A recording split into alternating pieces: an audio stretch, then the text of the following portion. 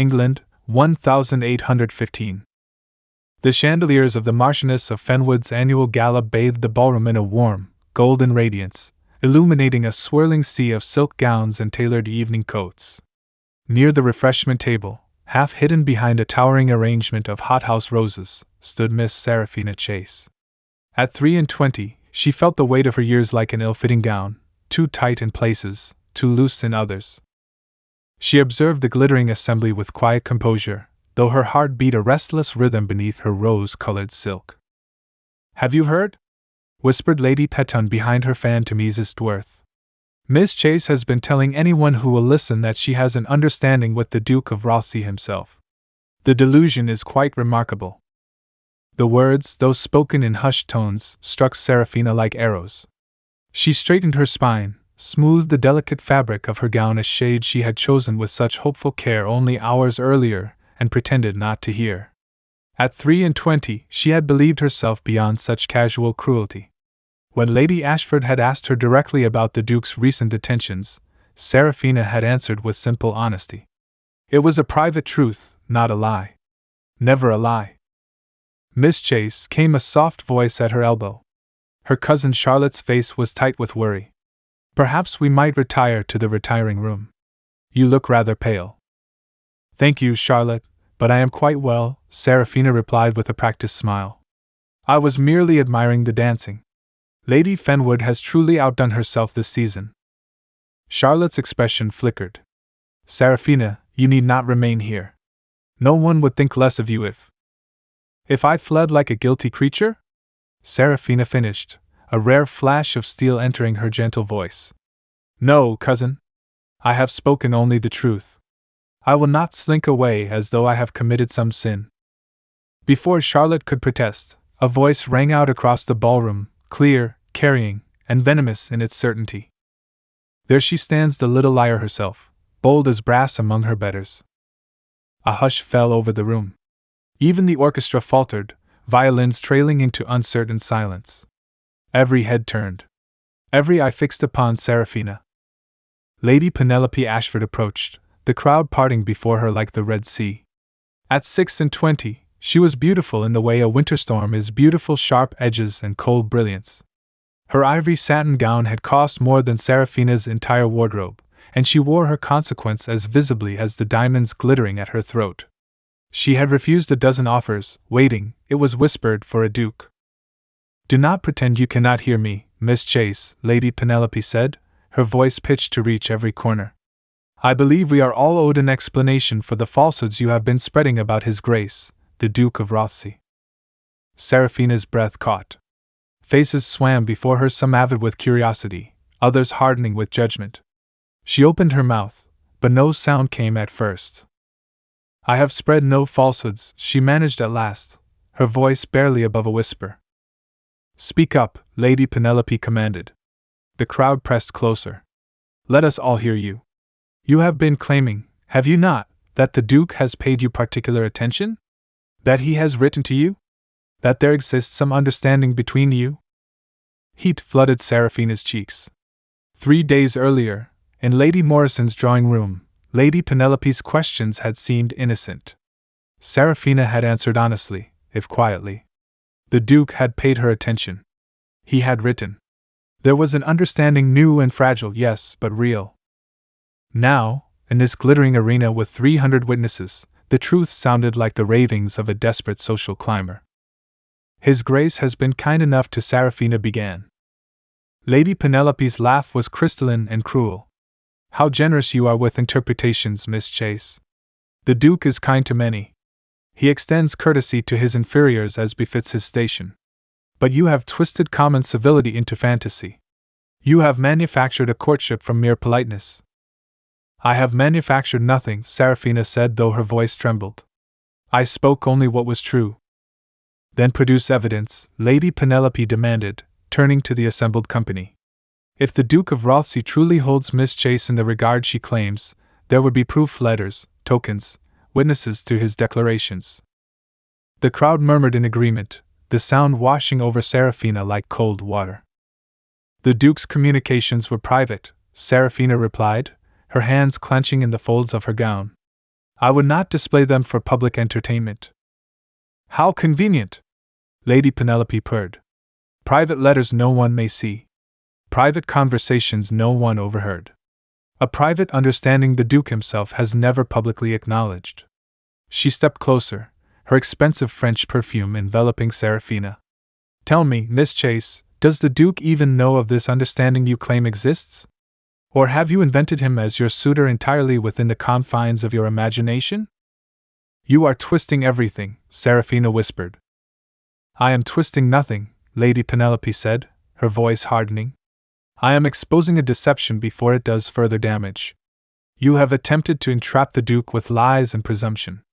You have traded on his good name to elevate your own consequence. Gasps rippled through the assembly. Someone near the back muttered, the audacity.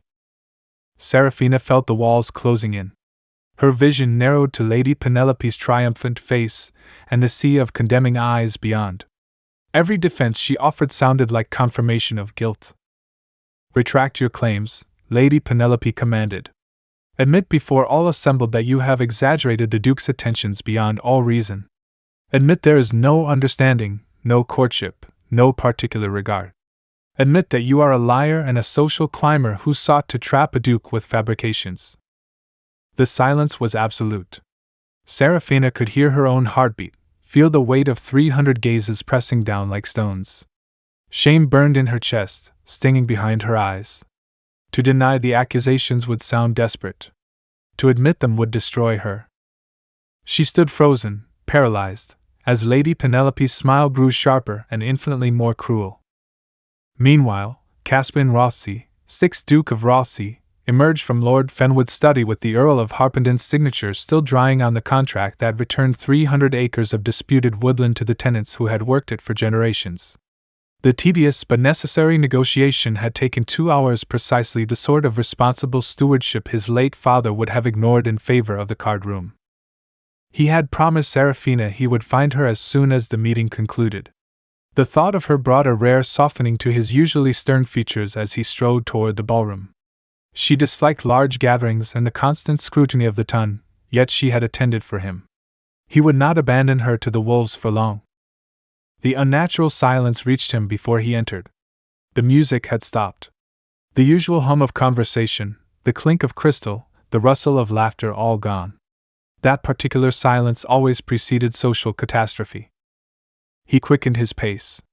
The butler began to announce him, but Caspin waved him silent and stepped inside. The scene assembled itself in fragments, the crowd packed tightly near the refreshment tables, every face turned inward, the quality of the silence avid and hungry for blood. And then he saw her. Seraphina stood at the center of the human arena, face drained of color, hands clenched in the rose-colored silk he had once admired during their walk in Hyde Park. She looked terrified. Facing her, resplendent in ivory satin, stood Lady Penelope Ashford. Caspin's jaw tightened. He should have anticipated this. Lady Penelope, rejected by him a fortnight earlier, had chosen to strike at him through Seraphina. He had underestimated her malice, and Seraphina was paying the price. Retract your claims, Lady Penelope was saying. Admit you are a liar and a social climber. White-hot rage flooded Caspin's chest, the cold, controlled fury that made hardened men of business blanch. Seeing gentle, honest Seraphina standing alone against the ton's judgment, while he had been occupied with land contracts, he knew he had failed her. Lady Penelope had timed her attack with vicious precision. Seraphina stood frozen, her silence damning her in the eyes of the crowd. Lady Penelope's smile was triumph incarnate until her gaze lifted and met Caspin's across the room. The smile faltered. The crowd had not yet noticed him. Caspin began to move. Bodies parted instinctively as awareness spread like wildfire. The Duke was here. The Duke had heard everything. Lady Penelope's face went pale beneath her rouge. Seraphina's eyes found his, a flash of hope quickly suppressed, as though she feared even that small mercy would be crushed. Caspin walked forward with measured steps, his expression carved from granite. He stopped beside Seraphina, close enough that his shoulder nearly brushed hers, and waited for Lady Penelope to grasp the full magnitude of her miscalculation. 6 days earlier, Seraphina had stood in the morning room of her family's modest Bloomsbury townhouse, watching rain streak the window panes, when the butler announced a visitor that made her heart leap. His Grace, the Duke of Rothesay. The room felt painfully plain compared to the grandeur he must be accustomed to. Faded carpet, worn but genteel furniture. Caspin entered as though it were a palace. This was his fourth visit, always properly chaperoned, but today her mother was out and only her elderly aunt dozed in the corner. Your Grace, Seraphina curtsied. This is unexpected. Forgive the intrusion, Miss Chase. His voice was low and careful. I find myself in need of counsel, and I have come to trust your discretion above all others. The words warmed her. They had known each other only weeks, a chance meeting at a musical evening, a deliberate encounter at a gallery, 3 subsequent visits. Surely a duke had wiser advisers. She gestured to the settee. I am honored, though I cannot imagine what counsel I might offer that would be of use to you. He did not sit. Instead, he moved to the window, tension visible in his shoulders.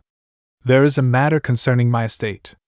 A land dispute persisting nearly 30 years, 300 acres of woodland bordering the Earl of Harpenden lands. The tenants have been caught in legal limbo, unable to improve their lives because ownership remains unclear. Seraphina moved closer, drawn by the passion in his voice. This was not the remote Duke society saw, but a man who cared deeply for those most of his rank ignored. My father refused to settle it, Caspin continued bitterly. He found it tedious. When I inherited, I discovered evidence that the land had been improperly seized during my grandfather's time. The moral claim belongs to Harpenden, but the legal claim is murky. I could fight it in chancery for another generation, yet the tenants would suffer. You do not wish to fight, Seraphina said softly. He turned, gray eyes intense. I wish to do what is right. But Harpenden is proud. If I approach as a concession, he will refuse out of stubbornness. I intend to propose a trade my woodland for troublesome fenland on his northern border. A mutually beneficial exchange of practical estate management. He saves face. The tenants receive clear title. Justice is served quietly. Seraphina understood at once. But if word spreads of the true nature of the exchange, you appear weak. Other neighbors may challenge your holdings. Precisely. He stepped closer. I am telling you this because I find I cannot carry every secret alone. And because I hope you might be someone with whom I can share such burdens in the future. The implication stole her breath. A future. The agreement will be signed at the Fenwood Gala, he continued. Until then, absolute discretion is essential. I understand, Seraphina said, heart racing. You may trust my silence, Caspin. He corrected gently, when we are private, I would have you call me Caspin. The intimacy made her dizzy. He took her hand, thumb brushing her knuckles. There is more.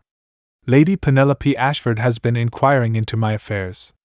She called upon my steward, seeking leverage. If she approaches you, tell her nothing. She is not above using partial truths to construct damaging fictions. Seraphina had nodded, a cold finger of fear tracing her spine. Yet 3 days later, in Lady Morrison's drawing room, flattered by Lady Penelope's friendly questions, she had unwittingly walked into the trap. Now, in the ballroom, with 300 eyes upon her, Seraphina understood she had been outmaneuvered by someone who knew society's rules far better than she ever would. Back in the present, Lady Penelope's expression shifted from triumph to calculation as Caspin stood beside Seraphina. Your Grace, she said sweetly, curtsying. How fortuitous. Perhaps you might assist us in clearing up this small confusion. Miss Chase has been making certain claims about the nature of your acquaintance. Caspin remained silent, his quiet more unnerving than words. Lady Penelope pressed on. She claims you have paid her particular attention, written to her, that there exists an understanding. I have merely given her the opportunity to clarify these misunderstandings. How generous, Caspin said, each word edged with ice. Lady Penelope flushed but continued, detailing how Seraphina had supposedly boasted of receiving confidential counsel on estate matters. The crowd murmured. Seraphina tried to speak, but her voice came thin and desperate. Every defense only seemed to confirm Lady Penelope's accusations. The trap closed perfectly when Lady Penelope demanded evidence, a letter, a witness. The Duke's correspondence is private, Seraphina managed. I would not display it for public entertainment. How convenient, Lady Penelope purred. The crowd swayed toward Lady Penelope's interpretation. Seraphina felt the tide turning against her, the collective judgment hardening. I have told no lies, she said, voice shaking, tears threatening. Every word I spoke was true. But I will not betray a confidence. Then you leave us no choice but to conclude you have fabricated this affair, Lady Penelope declared with finality. She turned to Caspin. Your Grace, perhaps you might settle this. Have you paid Miss Chase particular attention? Is there an understanding? The ballroom held its breath. Caspin's face remained impassive. The silence stretched unbearably. Seraphina's heart sank. He was not speaking. The man who had spoken of trust and shared futures had vanished, replaced by this remote Duke. She had been a fool. Your Grace, Lady Penelope prompted. I am aware, Caspin said quietly at last. I was considering how best to address a situation deliberately engineered to cause maximum damage. He turned the question back on Lady Penelope. You have accused Miss Chase of lying, of fabrication. What evidence do you possess that she has lied? Lady Penelope faltered, then recovered. The absence of evidence is evidence itself. She cannot produce proof because none exists.